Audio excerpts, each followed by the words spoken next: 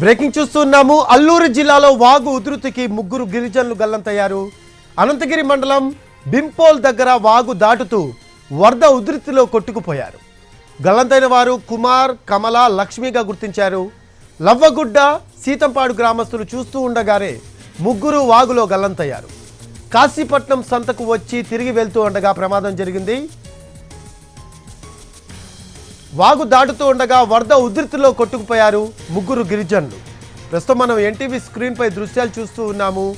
అదే వాగులో అల్లూరు జిల్లాలో ముగ్గురు గిరిజనులు గల్లంతయ్యారు. అనంతగిరి మండలం బింపోల్ దగ్గర వాగు దాటుతూ వరద ఉధృతిలో కొట్టుకుపోయారు. గల్లంతైన వారు కుమార్, కమల, లక్ష్మిగా గుర్తించారు.